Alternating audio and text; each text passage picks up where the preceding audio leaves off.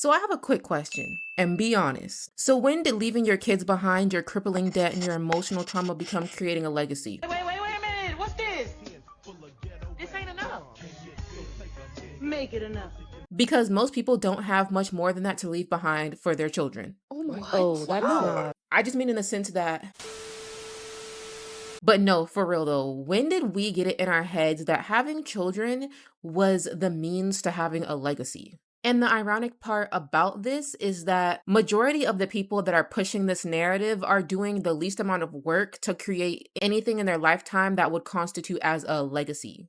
I know this topic can be confusing, so let's just start off by defining what is a legacy. Well, according to Google, a legacy is an amount of money or property left behind to someone in a will or the long-lasting impact of particular events, actions, etc. that took place in the past or of a person's life. Now, I don't know if y'all saw that one clip of that guy who was shaming the woman for saying she didn't want to have children, and not only shaming her, but calling her selfish for not wanting to have children. When you think you have kids? I'm not having kids. What you mean you're not having kids? I'm not having kids. That's what you was born here to do. No, I'm not. Why would you not want to have kids? Why would I? Well, I'm asking you Why don't I want to have kids? I don't see any benefit. for giving somebody life. You have a kid and your life becomes about the kid. I want my life to be about me. Oh, you selfish. That's okay. Having kids, I just don't understand how you don't want your legacy to be carried on, bro. Like My legacy is me.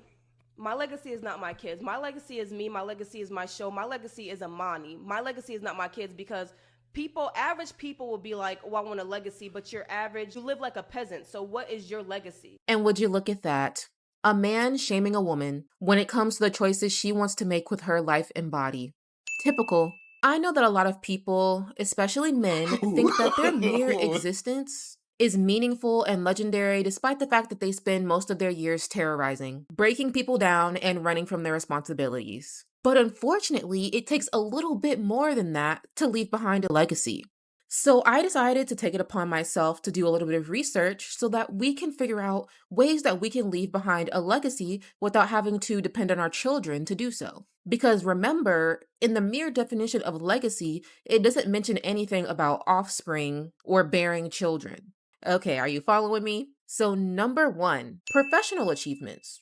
If you're able to make significant contributions to your career path in whatever field that is, you might be creating a legacy. So for example, you may say, well, I don't do anything significant. I'm a garbage man or a garbage woman, garbage person, any one of those. Well, guess what? If you are the best garbage person out there and you create a new system, you see that there's a flaw in the system in the way that you currently do things, and you say, hey, we should implement this. And within your department, they're implementing this new system and they're being more efficient. Look at you. You're creating a legacy in your field. You're changing the way things are being done. You can create a legacy in whatever realm you're in. But one way you won't create a legacy in your field is by buying a podcast microphone and asking every woman that comes onto your podcast if she would be willing to split dates 50-50, whether or not you or his mother deserves to sit in the front seat, or any more of the redundant topics that these men like to talk about on their podcast. Number 2, through philanthropy and community service. Now, you may be thinking, I don't know if I can make any contributions within my field of work, but one thing that we all have is communities. Whether we're active in the communities or not, we all live somewhere in a city, neighborhood, apartment complex, somewhere. And because we're all in some sort of proximity to one another, then you've probably seen some issues within your own community that you feel like maybe you can help. It could be something as small as going to the Dollar Tree and buying 10 bags of chips and handing out chips to people. You're known as a chip person. Every Friday, you take $10 out of your bank account and you go and you give chips to the community. It can be something small and simple. I think a lot of times when it comes to giving back or charity, we think that we have to be doing something grand, holding charity balls and collecting thousands of dollars in donations from people, which if you're able to do that, that's awesome. But for the average person, we may not be able to do that, but we can still create a small scale legacy within our own communities. And we also have to keep in mind that this can be done online on the internet as well. The possibilities are endless. Number 3 is through creativity or art. If you have some type of creative talent like painting, music, writing, poetry, anything, those can be put to use to help inspire people and resonate with people that are going through hard times right now, because I know a lot of us are.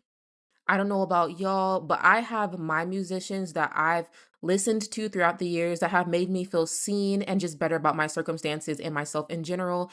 And you can be the person that does that. You may think that what you have to say isn't really that important, but you never know who your work will strike a chord with.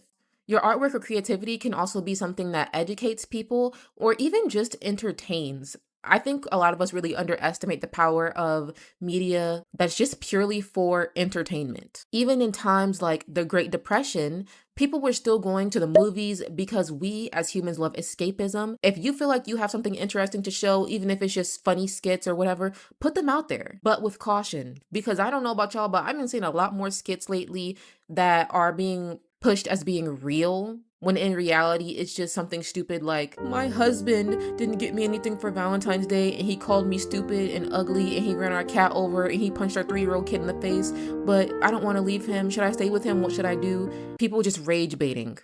I'm not talking about those types of skits. Okay? Okay. Number 4 is through mentorship. If you're in a specific field or even just an older person that feels like they have their head on straight, then you can be a mentor to someone. Maybe it's someone that's been asking you questions about how to maybe get into the field that you're working in, or an aspiring artist like you. Like I said earlier, the possibilities are endless. And if you have knowledge to share with someone else to help better them, that can be a super awesome way to leave a legacy. It doesn't just stay within your home. You can impact so many more people if you share your knowledge with other people outside of your normal circle. That's one thing I kind of always wish I had. I've never really had a mentor, and I just feel like the idea of someone older and wiser that's not even related to you pouring into you and caring for you seems like a really beautiful thing. And I think more people should get into the business of mentorship, or the realm of mentorship, not the business. I don't know.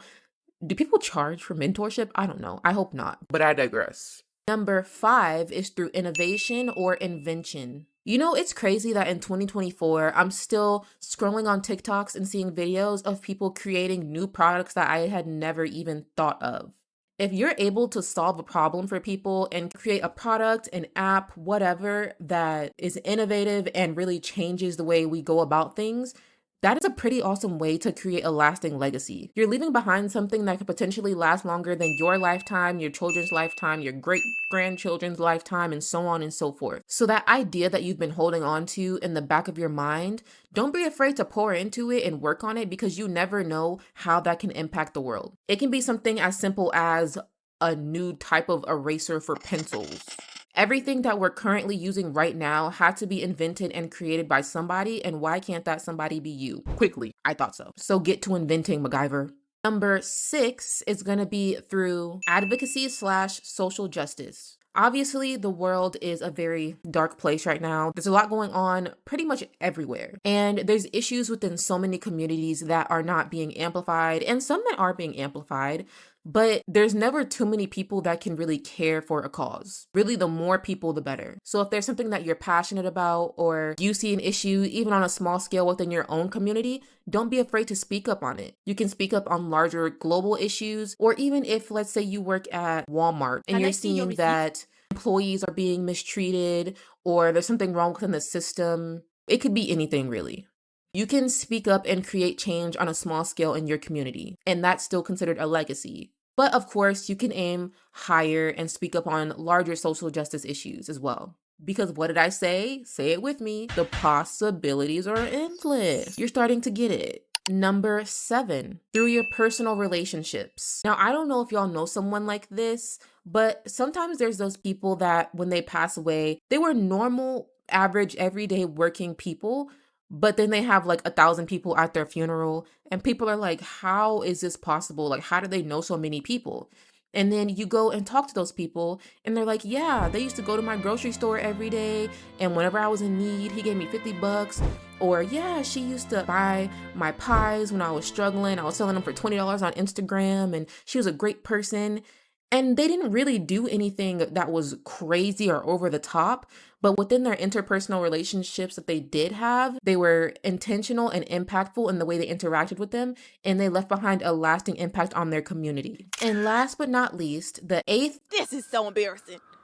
the eighth way that you can leave behind a lasting impact is through your environmental work. As we know, pollution and environmental damage and all of that stuff is all the rage right now. And we know a lot of that is coming from the top 1% and corporations. And this may sound grim. There's really not much control that we as individuals have over what those people are doing. But what we can do, again, is have an impact on our community. And if we have more people on a smaller scale within each community doing something, that can have a huge impact as opposed to just a handful of people trying to solve a global issue. Although we still do need to have people advocating for the government to make better laws and regulations when it comes to the environment, and also these big corporations that call themselves trying to be more environmentally friendly, but really they're just trying to greenwash their brand. You know who you are. But there are things that we as individuals can do, like teaching the youth how to grow their own food, planting trees, planting carpools so we're having less car emissions. Like I said, say it with me now. The possibilities are endless. You got it. And right now, I do want to give a bit of a disclaimer. I know I mentioned in the beginning that your children are not your legacy, and I do stand by that sentiment. But I do also know that you can have a legacy that you pass on to your children, that you build in conjunction with your children. There's plenty of children who go into the same field or work that their parents go into. I'm not saying that that's not the case.